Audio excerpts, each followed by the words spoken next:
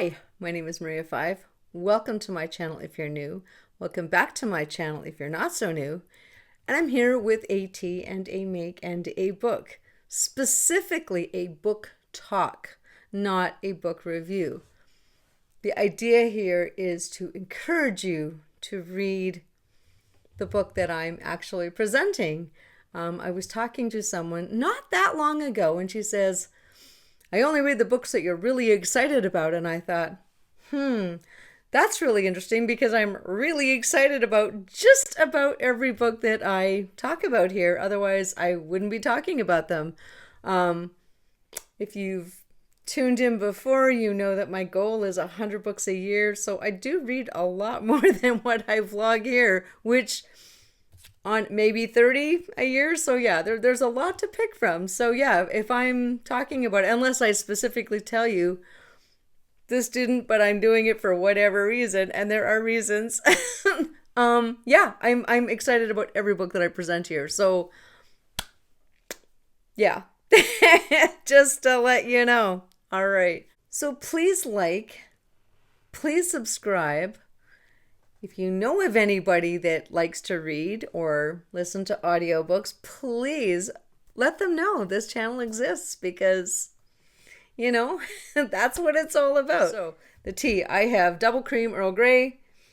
I don't know if you can see it. Yep, there's a little bit of milk in there.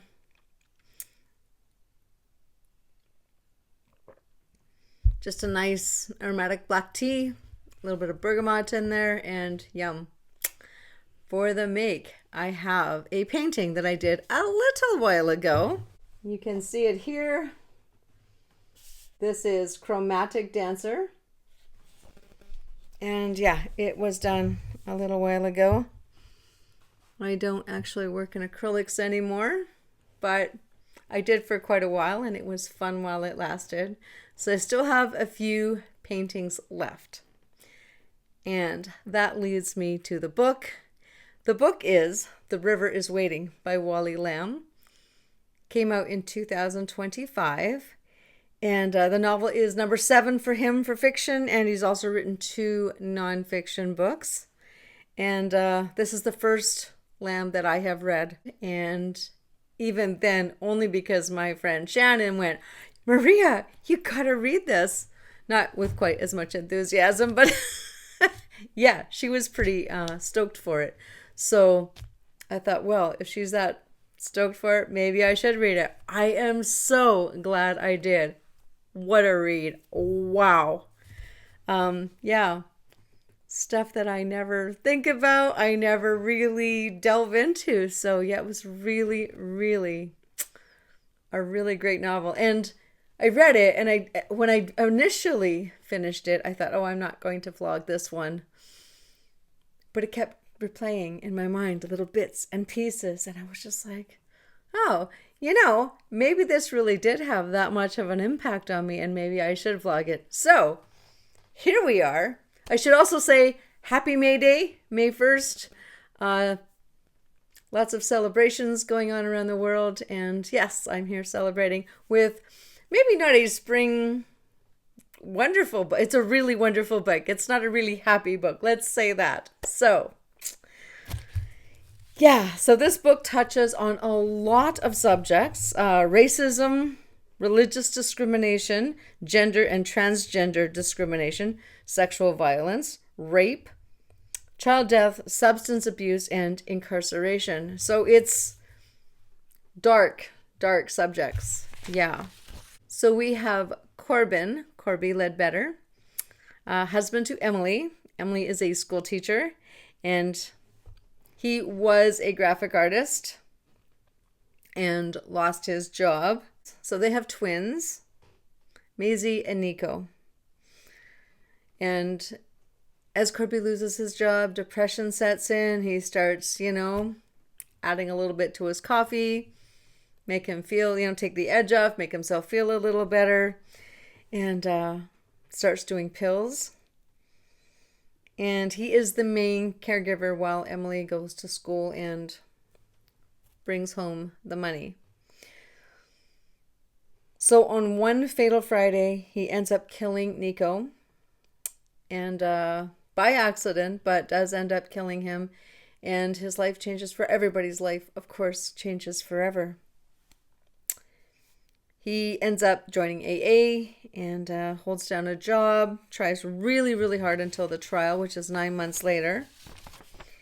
And he ends up getting 5 years. He has to serve 3, and then he is up for parole for the last 2 years with good behavior.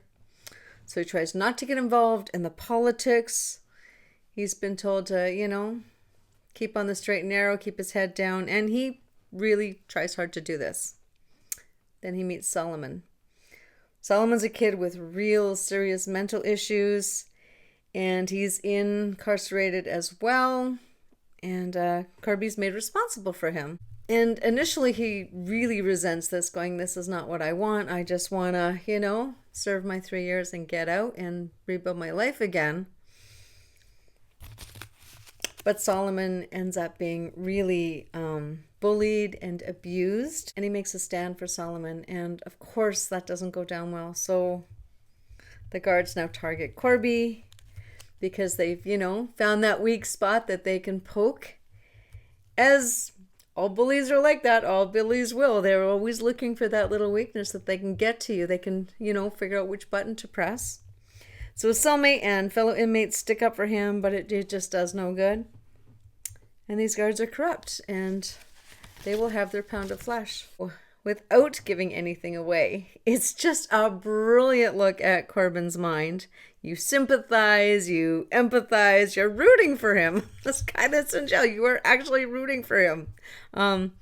Sometimes good people make bad choices, and it doesn't take many before you dig yourself a hole that's just too deep to climb out of. And this is what happens. So Wally Lamb, the author, he spent 20 years volunteering at a women's correctional facility. So he draws on a lot of those experiences and gives us a really in-depth look into what it's like to serve time and the human condition, how frail that can be. And really interesting. The Wekanock River is a huge symbol in the book. And it features throughout, and Lamb just does a great job of weaving it through the novel. The river is waiting. I hope that I've intrigued you to pick up this book and take a look and give it a read. Let me know in the comments below what you thought of it. We will see you in 1 week, not 2, 1 week, next Friday, which is really close to Mother's Day, and I'm going to have a special one. Not necessarily focused on motherhood, but yes, the book is very much about motherhood. So with that, thank you so much for joining me, and we will see you in 1 week's time. Bye-bye.